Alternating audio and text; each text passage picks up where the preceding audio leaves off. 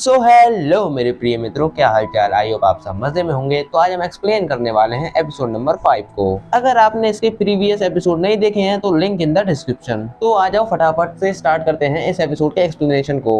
Episode की starting में हम देखते हैं क्लास के बच्चे अपनी वक्तव्य में व्यस्त होते हैं और यहाँ पे युकीमुरा की फटके 4 हो चुकी होती है ये सुन के कि अयान कोजी के मैथ में 100 में से 100 मार्क्स आए होते हैं। युकीमुरा बोलता है अयान कोजी जैसे बंदे के 100 मार्क्स कभी नहीं आ सकते। तभी हारुका बोलती है क्या सच में क्वेश्चन इतने ज्यादा टफ थे। युकीमुरा बोलता है हाँ, क्वेश्चन इतने ज्यादा टफ थे कि किसी हाई स्कूलर की बस की बात नहीं थी कि 100 में से 100 मार्क्स ला सके। युकीमुरा बोलता है अच्छा एक बात बताओ, आज तक अयान कोजी हमारी बराबरी तक नहीं कर पाया, बट आज उसके मार्क्स हमसे भी ज्यादा हैं। तुम्हें नहीं लगता कि इसमें कोई गड़बड़ है। एंड क्लास के बंदे उसकी हाँ में हाँ मिला रहे होते हैं। तभी पीछे से एक बंदा बोलता है हो सकता है कि अयान कोजी ने चीटिंग करी हो। सूडो इसकी कही हुई बात को सुन लेता है और बोलता है क्या तुम्हारे पास अयान कोजी के अगेंस्ट कोई प्रूफ है। अयान कोजी के अंदर इतना पोटेंशियल है कि वो खुद से 100 में से 100 मार्क्स ला सकता है। तभी के बोलता है अच्छा बेटा, बाप को धोखा दे रहा है। I mean, पहले तू मेरे साइड था और अब अयान कोजी की साइड ले रहा है। तभी फिर से साइड कैरेक्टर बोलता है अयान कोजी की एबिलिटी मुझसे भी कम है। सूडो बोलता है शायद अयान कोजी कोएनजी की तरह एबिलिटी पे ध्यान ना देता हो। हिराता बोलता है अरे यार लड़ो मत, हम इस बारे में अभी कुछ नहीं कह सकते। इतनी बहस करने के बाद सूडो और मियागी वहाँ से चले जाते हैं। अगले सीन में हम देखते हैं मिस साय और अयान कोजी को। मिस साय अयान कोजी से बोलती है ऐसी क्या जरूरत पड़ गई थी तुम्हें जो तुमने अपना पूरा पोटेंशियल यूज कर लिया।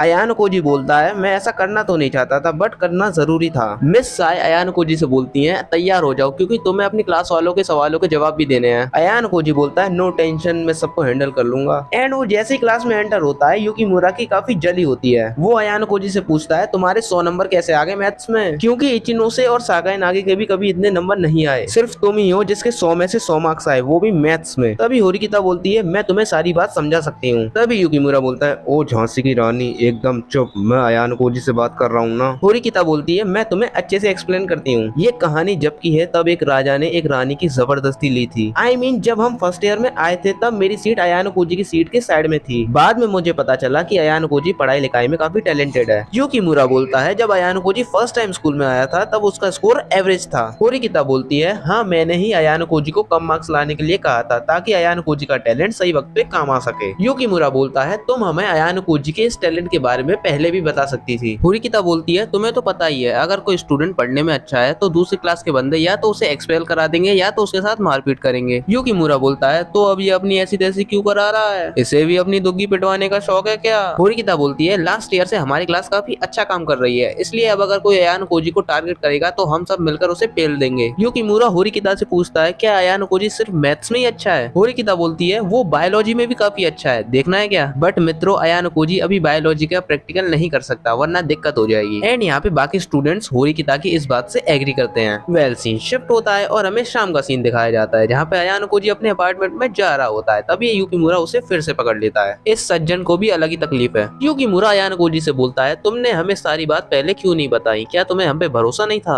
अयान कोजी बोलता है जैसा तुम सोच रहे हो वैसा नहीं है, एक्चुअली होरिकिता ने मुझे मना किया था ये बात सबको बताने के लिए, तो मैं कैसे बता देता। युकीमुरा बोलता है बट मैं तुमसे अभी काफी गुस्सा हूँ, लेकिन तुम हमारे ग्रुप के मेंबर हो इसलिए मुझे पता है कि तुम गलत बंदे नहीं हो। यहाँ पर साकुरा एंड हारुका इन दोनों को हैंड चेक करके वापस दोस्त बनने के लिए कहती हैं। एंड ये दोनों यहाँ पे हैंड चेक करते हैं। हारुका बोलती है फाइनली मैटर सॉल्व हो गया तो क्यों ना पार्टी की जाए। वेल सीन शिफ्ट होता है और हम देखते हैं अयान कोजी को जो कि अपने ग्रुप मेंबर का वेट कर रहा होता है। तभी वहाँ इचिनोसे और उसका चमचा आ जाता है। इचिनोसे अयान कोजी से बोलती है वो अयान कोजी का रिजल्ट देखकर काफी खुश है। इचिनोसे का चमचा बोलता है मुझे तुम्हारा लास्ट ईयर का रिजल्ट देखकर लगा नहीं था कि तुम इस बार टॉप कर जाओगे। और ये बंदा यहाँ पे अयान कोजी के बारे में बकवास करने लगता है। I mean, ये यहाँ पे अयान कोजी से बोलता है मुझे लगता है कि तुमने यहाँ पे चीटिंग करी होगी। एट द सेम टाइम इचिनोसे यहाँ पे भड़क जाती है और बोलती है औकात में रह अपनी। एंड इस बंदे को बाद में रियलाइज होता है कि ये बंदा अपनी औकात से ज्यादा बोल गया। फिर ये बंदा इन दोनों से माफी मांग के यहाँ से चला जाता है। बाद में अयान कोजी बोलता है मैंने जो तुमसे बात कही थी क्या वो तुम्हें याद है। इचिनोसे बोलती है हाँ याद है। वेल अयान कोजी ने इससे यहाँ पे कहा था कि उसे अपनी क्लासमेट के साथ आगे बढ़ना होगा। अब अयान कोजी यहाँ पे इसे ज्ञान देने लगता है। वो इचिनोसे से बोलता है कि तुम्हें अपनी क्लास में कुछ ऐसे लोग मिलेंगे जो तुम्हें धोखा दे दें, बट तुम्हें अपने साथियों का भरोसा करना होगा ताकि तुम्हारी क्लास आगे बढ़ पाए। ये बात सुन के इचिनोसे बोलती है मैं अपने साथियों को बचाऊंगी चाहे इसके लिए मुझे स्कूल से एक्सपेल होना पड़े। अयान कोजी इसके पास आकर बोलता है मैं तुम्हें एक्सपेल नहीं होने दूंगा। ये बात सुन के इचिनोसे ब्लश करने लगती है एंड वो यहाँ से चली जाती है। तभी पीछे से अयान कोजी के दोस्त आ जाते हैं। अगले दिन के सीन में हम देखते हैं अयान कोजी और सूडो स्कूल जा रहे होते हैं। तभी अयान कोजी बोलता है मुझे हिराता से पता चला कि तुमने उस दिन मुझे बचाया था क्लास में। सूडो अयान कोजी से बोलता बोलता है अच्छा वैसे तुम्हारी फाइटिंग स्किल भी छुपा के रखनी है क्या सबसे। अयान कोजी बोलता है मुझे नहीं पता तुम किस बारे में बात कर रहे हो। ये बात सुन के सूडो को काफी गुस्सा आ जाता है और वो अयान कोजी का हाथ पकड़कर बोलता है ये क्या बक रहे हो। खैर छोड़ो, मैं वैसे भी पता लगा के रहूंगा कि तुम्हारे अंदर और क्या क्या टैलेंट है। सूडो बोलता है क्या तुम और होरिकिता एक दूसरे को डेट कर रहे हो। अयान कोजी उसे बता देता है कि वो एक दूसरे को डेट नहीं कर रहे। अगले सीन में हम देखते हैं अयान कोजी और होरिकिता को, और वो ना यहाँ पे बात कर रहे होते हैं। अयान कोजी उसे थैंक्स बोलता है उस दिन उसे बचाने के लिए। होरिकिता बोलती है मुझे एक बात हजम नहीं हो रही कि बच्चों को कौन 20 मिलियन पॉइंट्स दे रहा है तुम्हें स्कूल से एक्सपेल कराने के लिए। होरिकिता को लगता है ये काम न्यू काउंसिल प्रेसिडेंट नागुमो का है। अयान कोजी बोलता है मुझे नहीं लगता कि ये काम नागुमो ने कराया होगा। होरिकिता बोलती है नागुमो मेरे भाई का राइवल था और मेरा भाई तुम्हें काफी पसंद करता है, तो शायद गुस्से के चक्कर में नागुमो तुम्हें एक्सपेल कराना चाहता हो, इसलिए मैं उससे जाकर मिलूंगी और इस बारे में बात करूंगी। वेल सीन शिफ्ट होता है और हम देखते हैं ये दोनों काउंसिल प्रेसिडेंट के रूम में होते हैं। होरिकिता बोलती है मुझे स्टूडेंट काउंसिल ज्वाइन करना है। नागुमो बोलता है तुम्हें स्टूडेंट काउंसिल क्यों ज्वाइन करना है। होरिकिता बोलती है मैं खुद को अपने भाई के सामने साबित करना चाहती हूँ कि मैं कुछ कर सकती हूँ। नागुमो बोलता है अच्छा तो तुम्हें काउंसिल प्रेसिडेंट बनना है। होरिकिता बोलती है हाँ सही पकड़े हैं। नागुमो बोलता है देखो ऐसा है अभी के टाइम पे इचिनो मेरे साथ काफी अच्छा काम कर रही है, तो मैं तुमसे काफी ज्यादा मेहनत कराने वाला हूँ। पता नहीं ये कौन सी मेहनत कराने की बात कर रहा है यहाँ पे। नागुमो की साइड में एक चमचा खड़ा होता है, वो बोलता है मेरा नाम है किरियामा और मैं यहाँ का वाइस प्रेसिडेंट हूँ। नागुमो अयान कोजी से बोलता है क्या तुम भी स्टूडेंट काउंसिल ज्वाइन करना चाहते हो। अयान कोजी बोलता है मुझसे ना होने की मेहनत,